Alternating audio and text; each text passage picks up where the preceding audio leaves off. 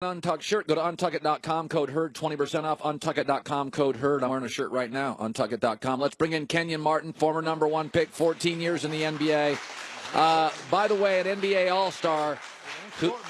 What's that? Don't short me my year now. I know it wasn't a long year, but don't short me Oh, my you played year. 15 years. Yeah, don't short me my half a season with Milwaukee. Not even half a season, my 4 games with Milwaukee now. How many games was it? It was a cup of coffee. But it was 15 years. Well, I didn't count it, but people told me it was year of service, so hey. Well, in your pension. So with that, yeah, it counts. You go with your pension. Yeah, but for me, I was like, So it was a waste. I talked about earlier, I had a top 10 most valuable people. I included some coaches here. Yeah, definitely. A lot of people, be as honest as you can with me. Okay. I'm a football guy, and then I love the NBA. Troy Aikman, John Elway, Peyton Manning called teammates out. Gotcha. Okay, they dealt with upstairs and players. There was a bridge.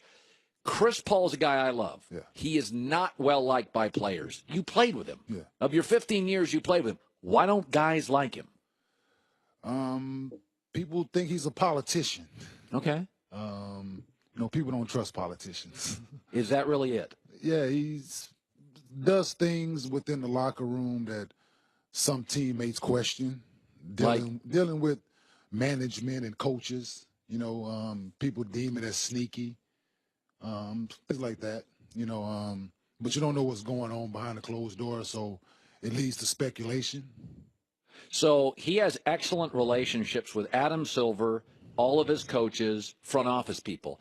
That doesn't land well for players who don't think he's all in as a player. Yeah, as a teammate. They think he has an agenda, like a hidden agenda, that doesn't include the rest of the 14 guys. But when he left the Clippers, Blake went into the tank, and he's had a great year. Could I not argue, listen, the bottom line is he's a smart guy. He doesn't care if he's liked by players.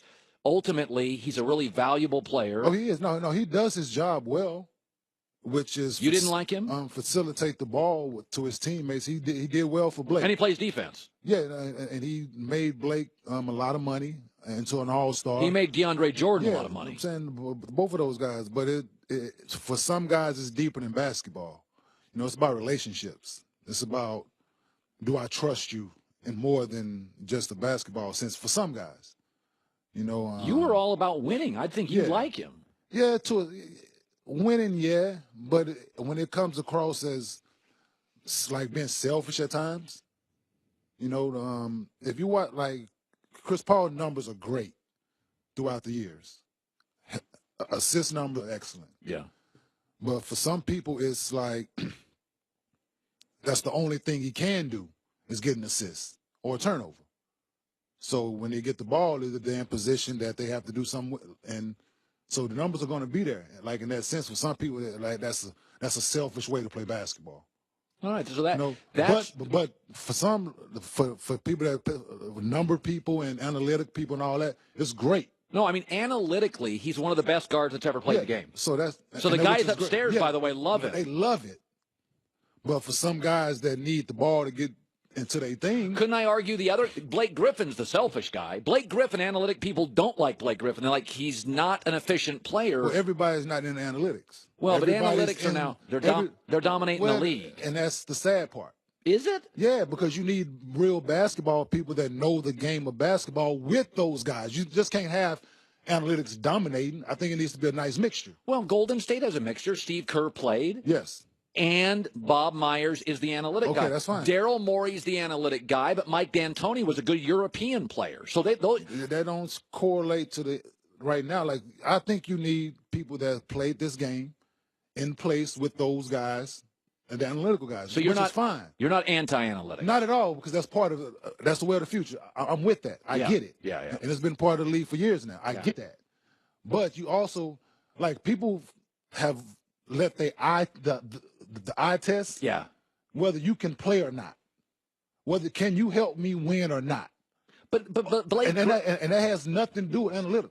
Like, that has nothing to do with analytics. Okay, but here's a prime example. John Wall eye test. Whoo, it looks great. Then analytics, he can't shoot and he's not efficient. Okay, so therefore you have honest conversations with him and you tell him this is what you need to do to be successful.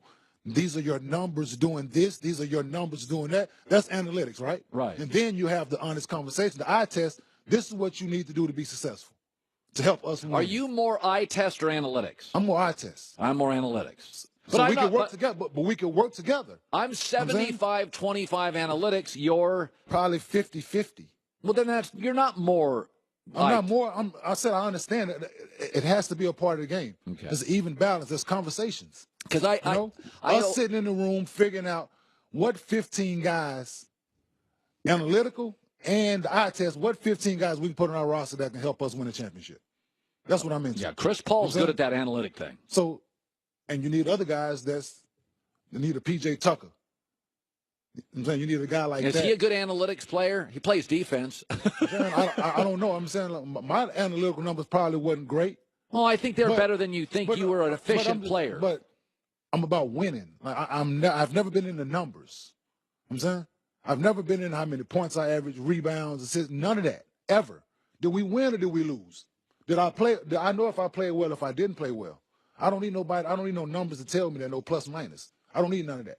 So of all the great players you've played with, and Chris Paul's certainly a great player, of all the great players you played with in 15 years, I mean, you played Nets and Nuggets and Clippers and Knicks and Bucks, so you probably played with, is it fair to say in your career you played with 10 great players? I mean, I'm talking high-end great players that will get Hall of Fame consideration. 8, 10? That's stretch. Oh, that's 6? A stretch. 6. So of the 6, 7. 6 to 7 Hall of Fame worthy guys, Chris Paul was the least liked of those players. From his teammates, I would probably say yes. All right, well, I appreciate your honesty on that.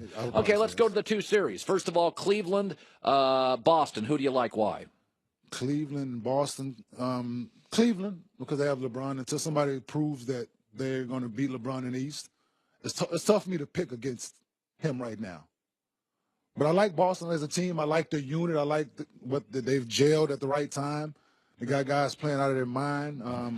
Tatum, Marcus Smart, Brown, they're playing great. And they've been playing great before. But they're 20. And this man been the 7 straight away. Okay. I'm going with the guy. I'm with you. Okay, now we go west is Golden State, Houston. Who do you like? Why? Golden State, because they average 30 assists, 29, 30 assists a night.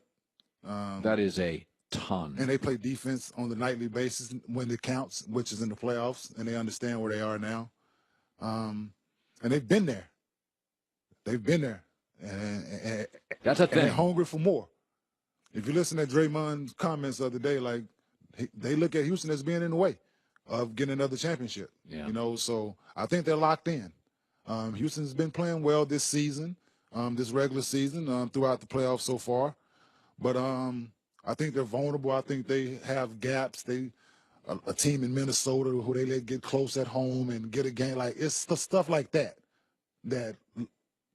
I'm reserved to pick them. You know what I'm saying? So I'm Harden and Chris Paul haven't had a lot of nights where they both play great on the same night. And they need that every night to beat them. Every night. To be Golden State, they need that every night. I totally agree. Good seeing you, Kenyon Martin. Good stuff. Coming up next, we've got this NFL graph. It's pretty cool. And it makes 3 statements that really jump out to me. So we'll have you pick your favorite team. It's a cool graph. Look it up. 3 things jump out. That's coming up next. Let's be real. Mother's Day, Sunday, May 13th. Big surprise, right? If you're just going to do a text message, go back to the drawing board. Not good enough. Your wife, your grandma, your mom, your sister could have kids. They're moms. Go to 1-800-Flowers.com. 24 multicolored roses and a free vase, $29.99. Premium roses, rainbow of colors, picked at their peak. They're always picked from premier farms and always shipped overnight to ensure freshness. You pick the delivery date, and 1-800-Flowers does the rest. It's what Mom would want you to do. 1-800-Flowers.com and the code HERD, H-E-R-D. The offer ends today. This offer ends midnight tonight. 24 multicolored roses, a free vase, starting at $29.99. For details, go to 1-800-Flowers.com, click on the mic, enter the code HERD.